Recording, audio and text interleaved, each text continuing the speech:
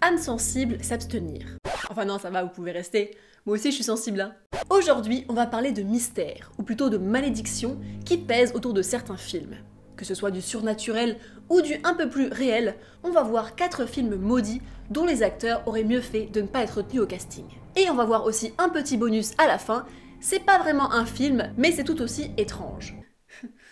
En vrai, elle fait la main à vouloir faire des sujets comme ça là. Mais ça fait une semaine qu'elle dort avec la lumière allumée, hein. Bon allez, vous allez comprendre de quoi je parle. Générique.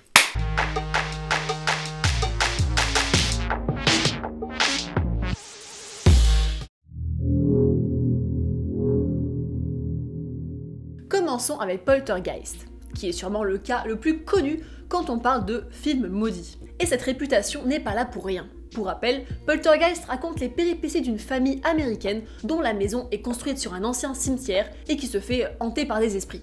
Bon, déjà, on part sur un scénario pas du tout flippant, hein. Et du coup, ce film est réputé comme maudit car de nombreux accidents ont eu lieu et beaucoup d'acteurs sont morts suite au tournage. Tout d'abord, l'acteur Olivier Robbins, qui joue le fils de la famille, manqua de peu de se faire vraiment étrangler par une marionnette. Pour une scène du film, la poupée l'attrape par le cou, sauf qu'à cause d'un mauvais réglage, la poupée a failli le tuer. Alors déjà que j'aime pas les poupées, mais alors là, laisse tomber. Ensuite, quelques mois après la sortie du film, l'actrice Dominique Dune est assassinée à l'âge de 22 ans par son compagnon. Il n'aurait apparemment pas supporté que l'actrice rompe avec lui. Et si vous voulez un détail bien glauque de l'affaire, il l'aurait étranglée sur la bande originale du film Poltergeist pour couvrir ses cris. Sympa. Mais quel connard ce type! Un autre drame qui entoure la saga, c'est le décès de la jeune actrice Heather O'Rourke à l'âge de 12 ans. Lors du tournage du 3e volet de la saga, elle tomba malade et les médecins lui diagnostiquèrent la maladie de Crohn. Après s'être apparemment remise grâce à un traitement médical, on lui diagnostiqua ensuite une sténose intestinale. Pour info, une sténose, c'est quand tu as l'intestin qui rétrécit et du coup ça peut provoquer une occlusion intestinale. Et malheureusement, c'est ce qui s'est passé pour l'actrice. L'obstruction a entraîné une infection qui lui provoqua un choc septique fatal. D'autres acteurs sont aussi morts après avoir joué dans le film. Il y en a un qui est mort d'un cancer peu de temps après avoir fait ses prises de vue pour Poltergeist 2. Un autre, Will Sampson, est mort aussi après une opération. Le réalisateur, quant à lui, a survécu à un crash d'avion dont plus de la moitié des passagers sont morts. Donc pour le coup, il a eu de la chance, mais il est quand même mort d'une tumeur des os 10 ans après, à l'âge de 59 ans. Pas de chance, pas de chance. Donc même si c'est peut-être du hasard, ça fait quand même partie de la légende de la malédiction Poltergeist. D'ailleurs, certains disent que la malédiction serait due au vrai squelette qu'ils ont utilisé pour certaines scènes. Ouais, c'est méga glauque. Mais apparemment, ça coûtait moins cher que des répliques.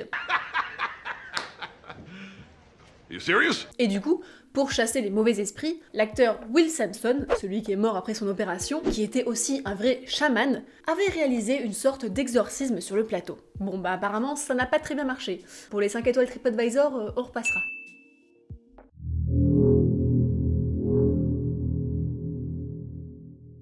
Un autre film est connu pour son tournage mouvementé, dirons-nous, L'Exorciste. Donc qu'on se le dise, en général, les malédictions, c'est pas autour de films marrants.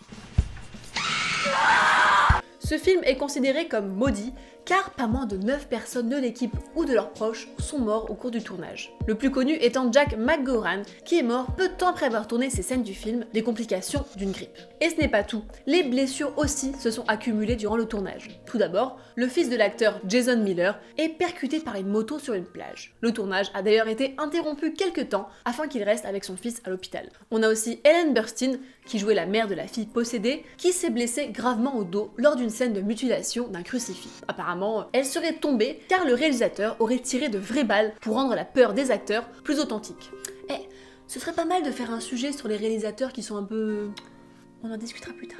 Et pour finir, un incendie se déclara mystérieusement sur le plateau, ce qui retarda le film de quelques semaines. Ah oui, et il y a aussi une rumeur qui dit qu'un des figurants serait devenu tueur en série. Oh, et j'ai une petite offre qui pourrait vous intéresser. Avec le package 9 morts et multiples blessures, je peux vous offrir la promo Petit tueur en série. Oui, c'est la maison qui offre, oui. On fait ça? Pas de tout repos, ce tournage, quoi.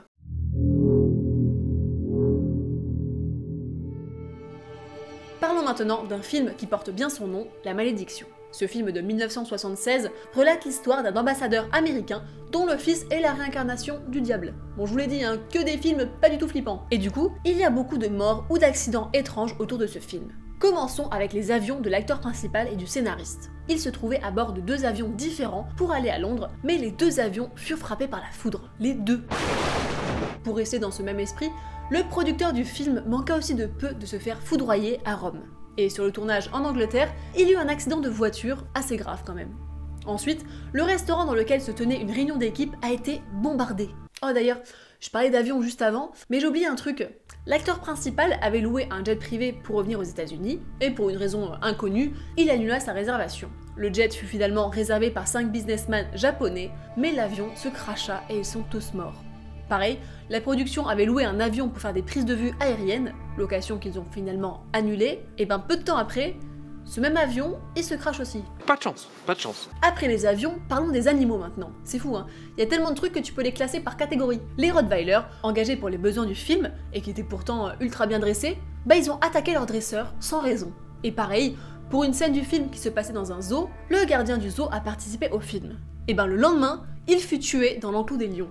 Et pour finir, peut-être le plus glauque des accidents, c'est celui du responsable des effets visuels. Il y eut un accident de voiture avec sa compagne, qui était aussi son assistante, et qui, elle, malheureusement, n'a pas survécu. Et ce qui est glauque justement, c'est qu'une fois extrait de la voiture, le responsable des effets visuels raconta qu'il se retrouva face à un panneau de signalisation indiquant un village à une 60aine de kilomètres de là, nommé Omen. Omen, qui n'est autre que le nom anglais du film. Voilà, perso, je trouve ça super bizarre. That's weird.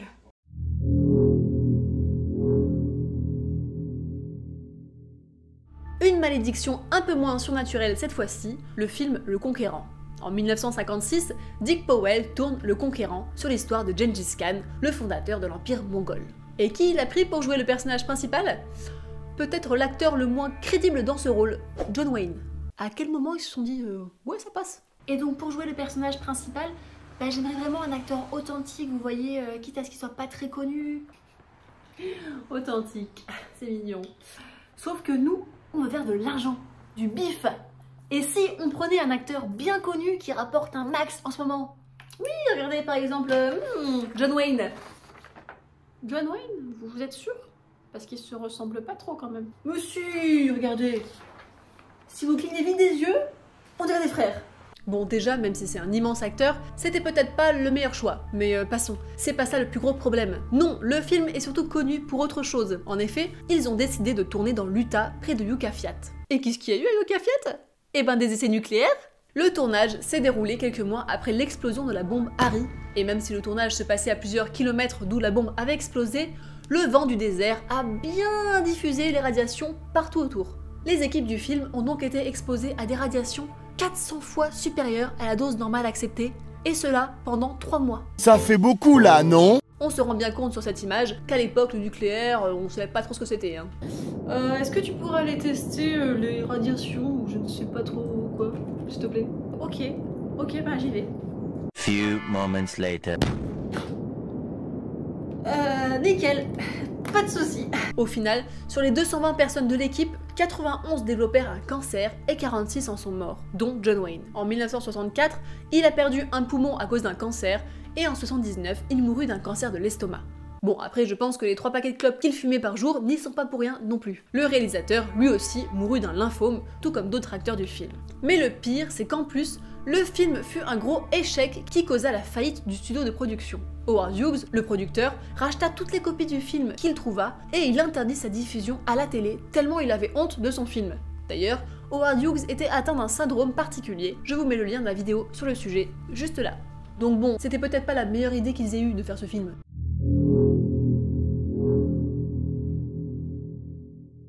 Finissons avec une malédiction, mais pas de film cette fois-ci, plutôt d'un objet. On va parler de Little Bastard, la voiture tragiquement emblématique de James Dean. Cette voiture, au volant de laquelle James Dean s'est tué, serait à l'origine d'autres accidents. Alors, gros hasard ou voiture maudite, je vous laisse juger par vous-même. Après l'accident de James Dean, l'épave est revendue à un certain George Barris, qui avait pour but de revendre des pièces détachées. Lors de la livraison de la voiture, le chauffeur du camion qui transportait l'épave s'est retrouvé écrasé par la voiture au moment du déchargement. Certaines pièces de la voiture ont ensuite été rachetées, et notamment par 2 amis amateurs de course. Malheureusement, lors d'une course les opposant, ils eurent un accident en se percutant l'un contre l'autre. L'un est mort et l'autre a fini paralysé.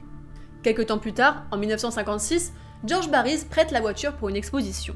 La voiture est alors stockée dans un hangar en attendant l'exposition. Un incendie se serait alors déclaré et aurait tout détruit dans l'entrepôt, sauf la Little Bastard. Et ensuite, lors de cette exposition justement, la voiture qui était accrochée en hauteur s'est décrochée et tomba sur un adolescent, ce qui lui cassa les 2 jambes.